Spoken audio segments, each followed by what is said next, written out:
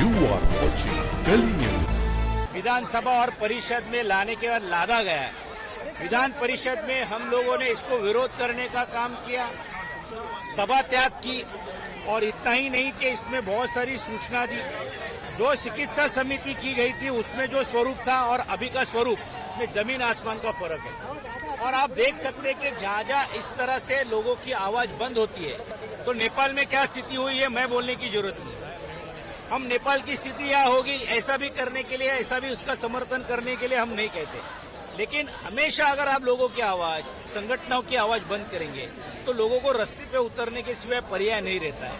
आज इसीलिए इस कायदे के तहत लोगों के बीच में जाकर, क्योंकि ये लादा गया कायदा है, इसलिए हम लोग उसको विरोध कर रहे हैं। जरूर नक्सलवादी के विरुद्ध में कार्रवाई होनी चाहिए, लेकिन उसके पहले भी बहुत सारे कायदे थे। लेकिन जन सुरक्षा कायदे के तहत एक बाजू में कायदा लाया जा रहा है, दूसरे बाजू में देश के गृह मंत्री कहते हैं कि नक्सलवाद खत्म हो गया है। ऐसा होने के बाद ये दुटप्पी भूमिका जो ली जा रही है और महाराष्ट्र में जिस तरह से ली जा रही है, इसका आक्षेप है।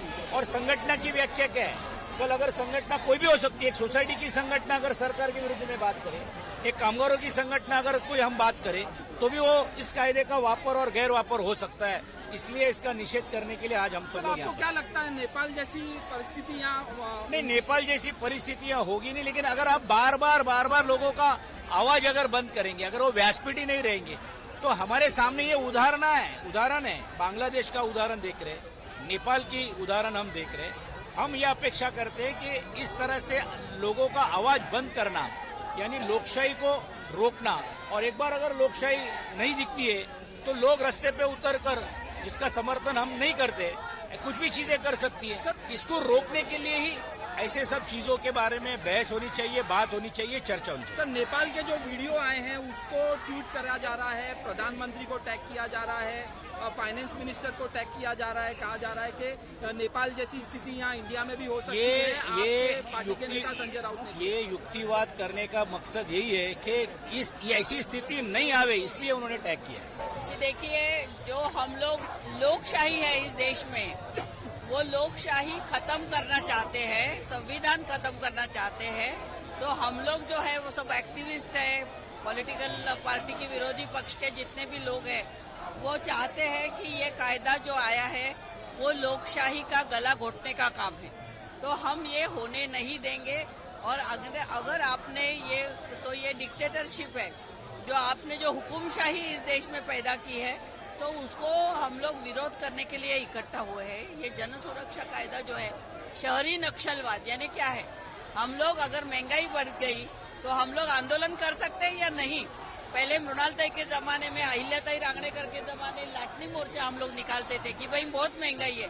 अभी तो इतनी महंगाई है तो हम लोग अगर रास्ते पे आएंगे और कहेंगे कि ये महंगाई रोको, कम करो, लोगों को परवड़ता नहीं है, तो आप क्या हमें अंदर डाल दोगे? अगर किसी के ऊपर अन्याय अत्याचार होता है तो हमें इसके लिए लड़ना पड़ता है। तो हम लोग शहरी नक्सलवादी है ऐसा कहने का किसी को अधिकार नहीं है। तो इसी के लिए हम लोग आज यहाँ इकट्ठा हुए हैं। आपने डिक्टेटरशिप की बात कही, जिस तरह से नेपाल में हो रहा है, लोग सड़कों पे आ चुके हैं और ट्वीट करके प्रधानमंत्री को टैग किया जा रहा है कि जो नेपाल में हुआ यहाँ भारत में भी, इंडिया में भी हो सकता है।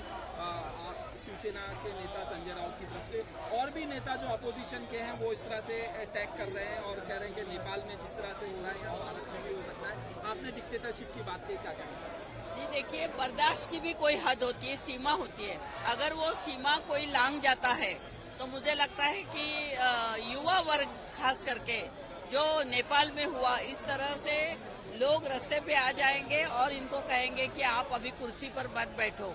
तो हमारे देश में अगर आप इस तरह से जन सुरक्षा विधेयक जिस तरह से लाया है, मंजूर किया है, जो लोग लड़ने वाले हैं उनको आप नक्सलाइट कहेंगे, तो यही होने वाले अपने देश की हालत। तो हम लोग इसको चेतावनी दे रहे हैं इस सरकार को कि आप हमें ज्यादा, हमारी सहन शक्ति का अंदाज आपको नहीं है। अगर युवा वर्ग हमारे देश में तो 140-130 करोड़ लोग रहते हैं, उसमें से अगर 2-4 करोड़ लोगों ने भी ये कह दिया कि भाई ये चल रहा है, महंगाई जो है, बेरोजगारी जो है, अभी हम लोग नहीं सह सकते। और ये अन्याय अत्याचार जो हो रहे हैं, इसको अगर हमें आप कंट्रोल में नहीं करते और हमें हमारे ऊपर संविधान जो है हमारा देश का, वो संविधान ही अगर आप खत्म करना चाहते हैं तो हम लोग ये सहेंगे नहीं। नेपाल में जैसा हो वैसे इंडिया में, अभी आपने देखा सिलोन में, श्रीलंका में भी वही हुआ, आज नेपाल में हो रहा है। तो हमारे सरकार को ये चेतावनी है कि हमारे जो सहनशीलता है उसकी आप हदें पार मत करो।